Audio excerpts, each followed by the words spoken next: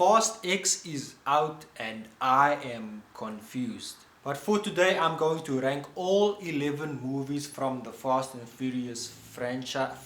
Fast and Furious franchise. Now join me in the comments down below if you disagree with my ranking. If you think it's not right, that's fine. We can all have opinions. Let's respect each other. So let's get started.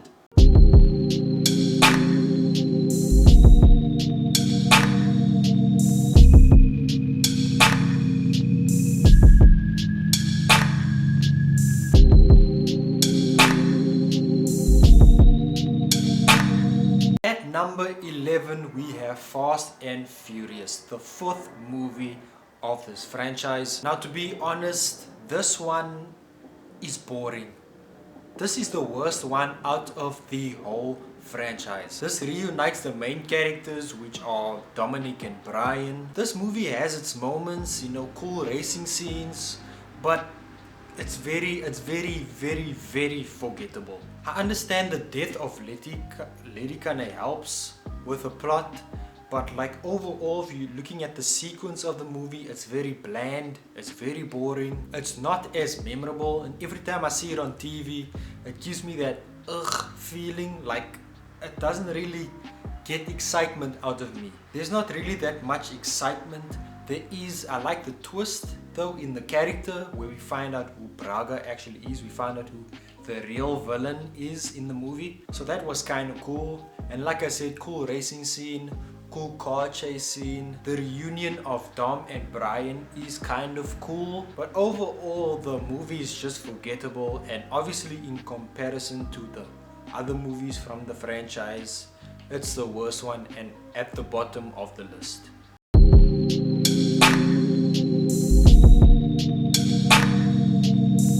At number 10, we have Hobbs Shaw. Now this is a spin-off movie, and honestly this is still a good movie. I liked it.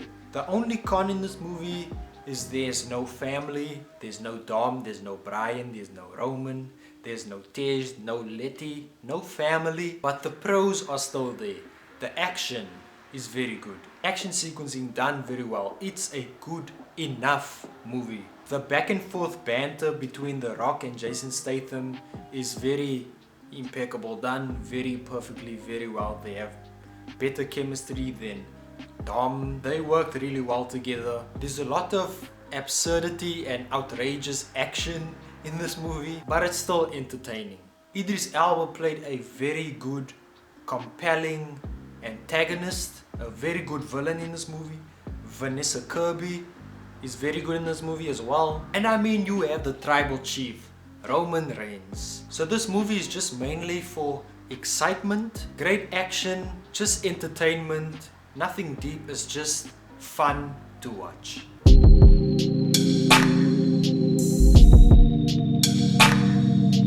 At number 9, we have Too Fast, Too Furious. Now this is a fun movie and it's super nostalgic.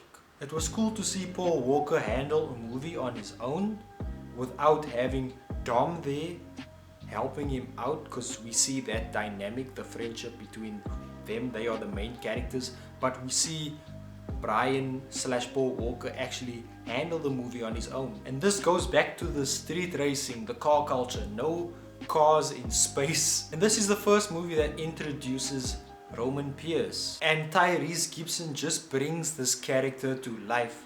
His impeccable comedic timing, he's really just the best character.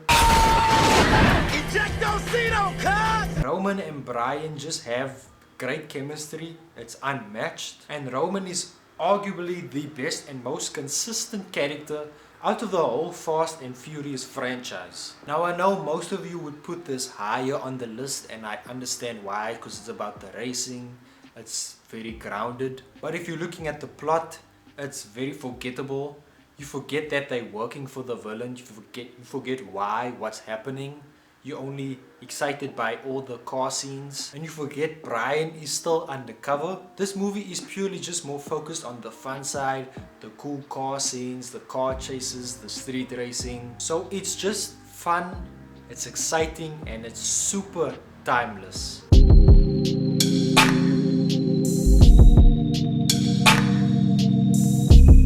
At number 8 we have The Fast and the Furious. The first movie where it all started. It was all about the car culture, the street racing. And still to this day, when you watch it now, it still gives you that comfortable feeling, that nostalgia, the excitement. And this movie just gets better with time. It gives you that excitement. It just got better with time, you know, the cool racing scenes. Visually, for that time, it was very good. Now I know you're looking at me like it's so low on the list. The reason why, because if you know me personally, you know I'm very focused on acting. Now this franchise isn't really focused on the acting or performance, it's mostly the action. But when you look at the acting in this movie, it's so cringe. It's very cringe, it's very bad, very mediocre. Ow! I smell skanks. Okay. And in comparison to the later movies, this might seem unfair, but visually it's not that good. Maybe for that time, but now, I mean, it's understandable because of the time, but if you're looking in comparison to the later movies, it's just, it's okay. It's okay. But we can agree to disagree. If you're talking about the plot is very forgettable. You forget that they trying to steal DVDs, I think. Correct me if I'm wrong. There's certain characters that are also very forgettable, but it's still an entertaining movie, and I still love it. It still gets me exciting too when I watch it. And it's very, very timeless.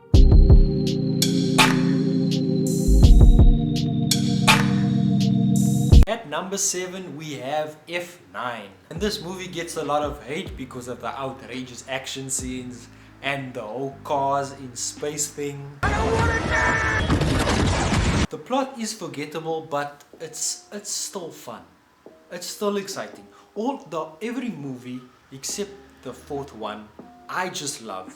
Regardless, I like. It's entertaining. It's still fun. It's exciting.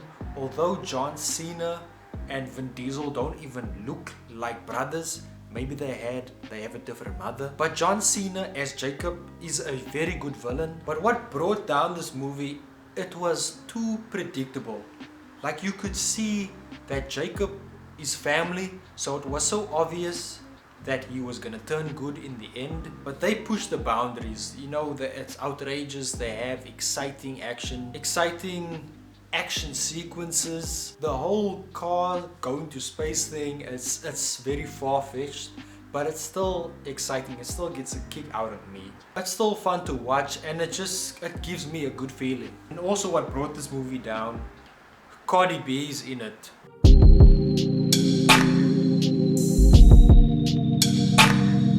At number 6 we have The Fate of the Furious, the 8th installment to the whole Fast and Furious franchise. Now this one went too far. Part 6 was relatively realistic and somewhat unrealistic.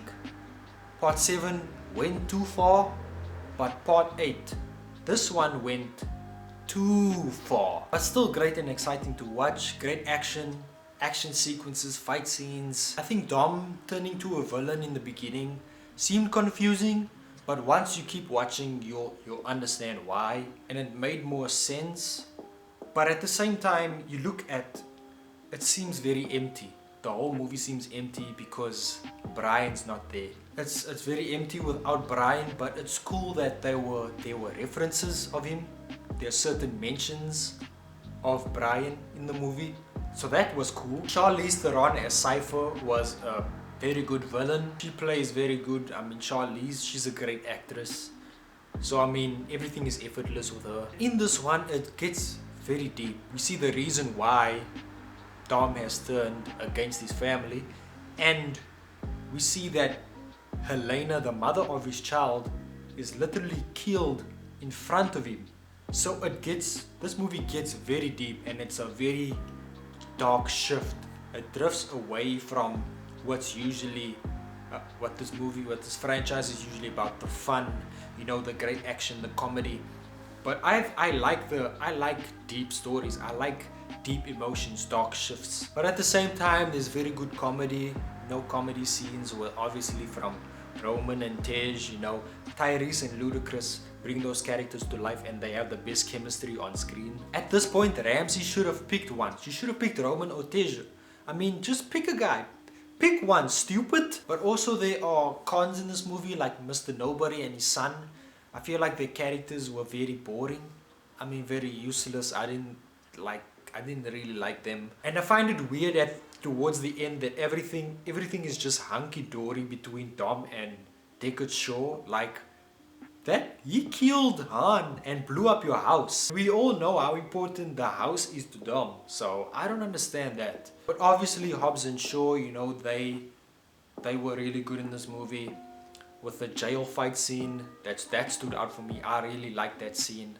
It was sequenced really well. I liked it even though it's crazy that rubber bullets don't even hurt Hobbs, which is that very weird. But it's crazy and outrageous. And this movie is just fun to watch. Still exciting. It's still that great action, a great final battle. Just exciting to watch.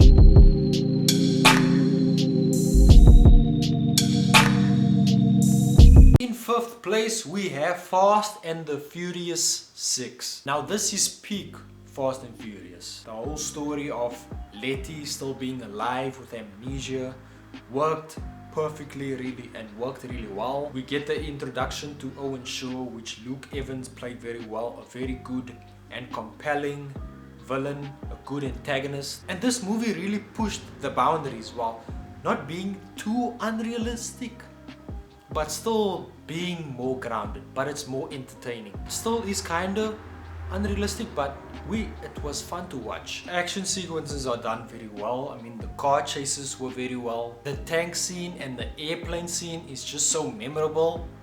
I mean, but at the same time, specifically the airplane scene, the plane is going so long in the air, and roads that planes usually take off from aren't that long.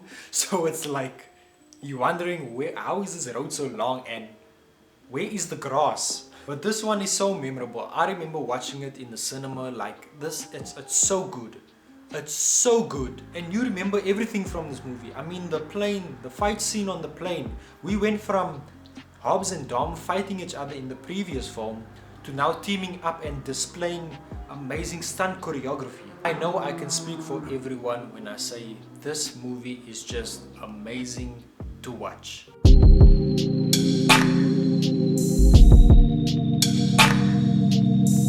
At number 4, we have Fast and Furious Tokyo Drift. Now this movie is super underrated. Visually speaking, this movie is the best one out of the franchise. I mean, if you are familiar with the anime Initial D, you can see the inspiration they got from that anime, and it's very grounded. You get the car culture, the racing, the street racing, the drifting scenes. The timeline of this movie takes place after Fast and Furious 6. So just imagine if this movie was made in today's time. Visually it would be amazing, but even for that time, it was ahead of its time. So this, I would say, you could say it's the dark horse of the franchise. It's very underrated, but the plot, if you're speaking about the plot is forgettable, very forgettable. You forget that the Yakuza is involved. You forget that they are still in high school, even though they don't even look like they are high schoolers. They look like adults. But like I said, this movie is just pleasing. It's amazing and so pleasing to the naked eye. Visually, it's amazing. It's underrated. Like I said, visually the best one out of the franchise.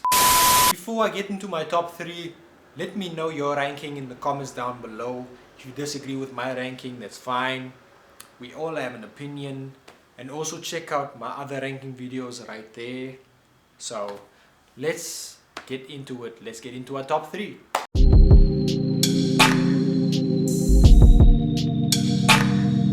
In third place, we have Fast X. Now this might be recency bias, and I know you're thinking, how dare you? You're disagreeing, but it's just that good. It gives you that feeling of parts 5, 6 and 7. It's a bit dialed back. It's not as outrageous as part 8 and 9. Although it's still not realistic, but it's still entertaining, and it's a lot of suspense and excitement. And this plot just made sense where it connected to Fast 5, where we find out that Jason Momoa's character Dante is the son of the guy that they robbed the bank from. That connected very well. And this one makes sense. It's personal, and what stood out was Dante, the villain. The best villain out of the whole franchise. His character is just so comedic, playful and flamboyant, while at the same time being psychotic, dangerous and unhinged.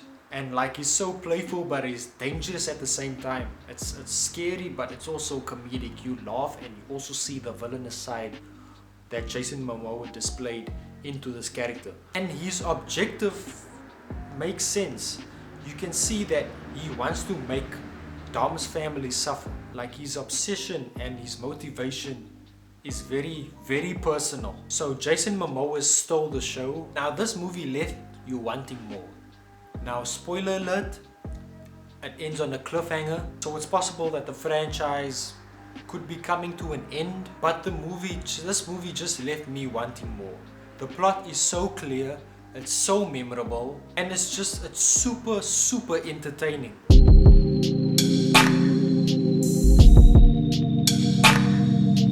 In second place, we have Furious 7. Now this movie worked really well despite the tragic death of Paul Walker. It's cool how they used his brothers and the way they used CGI. There are scenes where it's pretty much obvious that it's CGI, but it's still done really well. And they did the best they could, you know. It's emotional, and it's a perfect send-off for Brian / Paul Walker. It was just the perfect conclusion and the perfect tribute. And this would have been the perfect movie to end off the whole franchise. Like, if this was the last one, it would have been so satisfying. Now, Jason Statham as Deckard Shaw was a very good villain. There are other villains in this movie, but they are very forgettable. But the action is amazing. The stunts are insane. Cool car chase scenes, cool fight scenes. This one is very insane. This one is really satisfying and entertaining. We all know the highlight of this movie was the Abu Dhabi scene with the 3 buildings. So it's satisfying, it's executed really well despite the other things of Paul Walker's death. And if this was the last movie, I think we could all agree that this would be the perfect conclusion to an amazing franchise.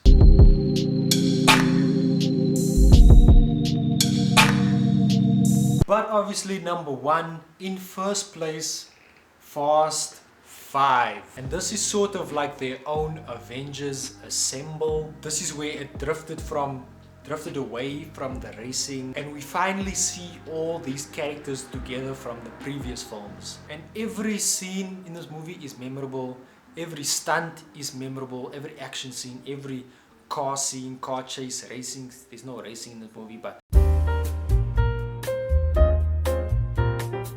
every car chase scene is just amazing. Everything is memorable. Every stunt, from the chase through the favelas, to the fight scene between The Rock and Vin Diesel, to the final scene of the bank heist. It just works really well, and they picked the perfect city to shoot this movie in. And the plot really works. It's so memorable, and the different antagonists work, from the owner of the bank to the gangster that works for the owner of the bank.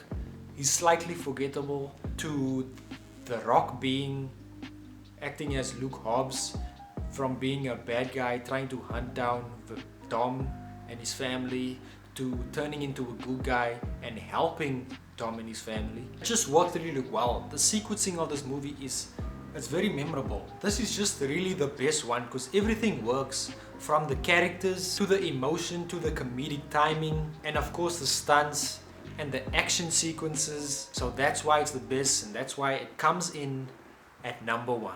And that's my ranking for the Fast and Furious franchise. This is just an amazing action blockbuster franchise, an amazing saga. I can't wait for the rest of the movies, part 11, part 12, or I don't know, maybe Fast X is in 3 parts, I don't know. But I just can't wait, because the last one left me wanting more. So that's it for this video. Let me down your rankings in the comments down below. Like and subscribe. And that's all from me. I'm Lazy Boy. God bless.